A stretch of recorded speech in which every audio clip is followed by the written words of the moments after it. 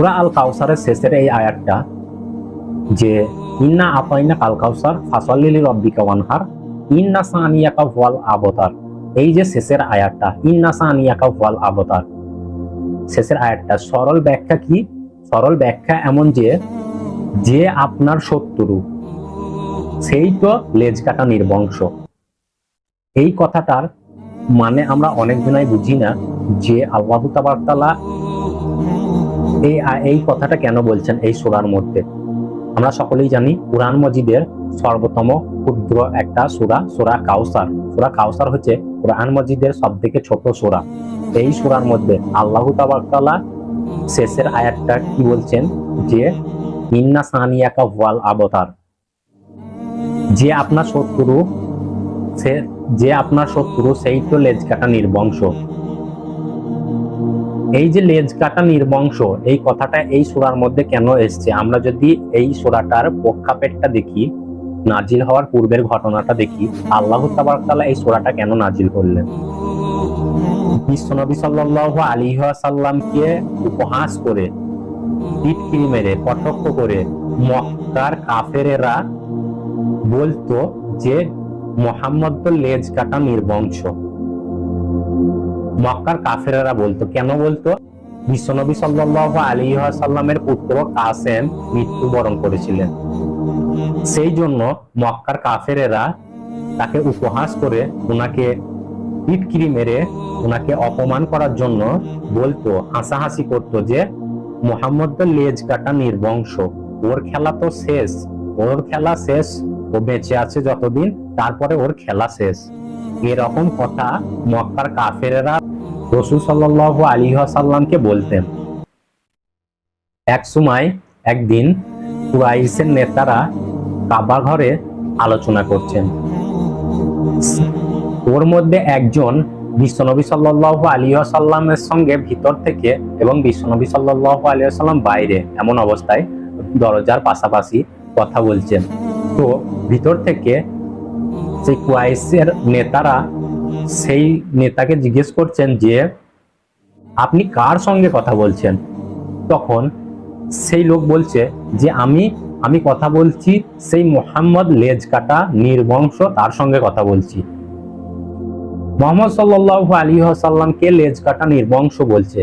যখন মক্কার কাফেরেরা উনাকে লেজ কাটা নির্বংশ বলছে, উনাকে নিয়ে উপহাস করছে, এরকম কথা বলছে, তখন বিশ্বনবী সাল্লাল্লাহু আলাইহি ওয়াসাল্লাম দুঃখ পেয়েছিলেন, কষ্ট পেয়েছিলেন। তো সেই জন্য আল্লাহ তাবারক তাআলা উনাকে সান্ত্বনা দেওয়ার জন্য সূরা আল কাউসার নাজিল করেন। বিশ্বনবী সাল্লাল্লাহু আলাইহি ওয়াসাল্লামের উপরে সূরা আল কাউসার নাজিল হয়েছিল। এটা একটা মাক্কি সূরা। তো সূরা আল কাউসারে আল্লাহ তাবারক তাআলা বলছেন যে হে নবী, আমি তো আপনাকে কাউসার দিয়েছি, জান্নাতের মধ্যে বড় নহর দিয়েছি এবং কিয়ামতের দিন সুপারিশ করার সুযোগ দিয়েছি।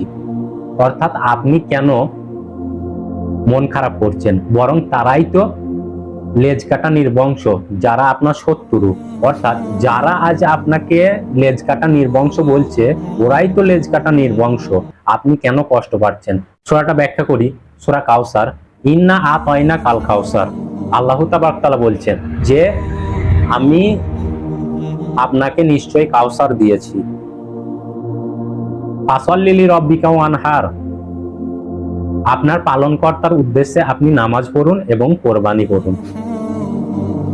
আল্লাহ তাবারক তাআলা বলছে যে আপনার পালনকর্তার উদ্দেশ্যে নামাজ পড়ুন এবং কোরবানি করুন। শেষের আয়াতে বলছে ইন্না সানিয়াকা ওয়াল আবতার, যে আপনার শত্রু সেই তো লেজ কাটা নির্বংশ। এখানে কথা হচ্ছে যে ইন্না আতাইনা কাল কাউসার, তাফসীর কারিগণরা এটাকে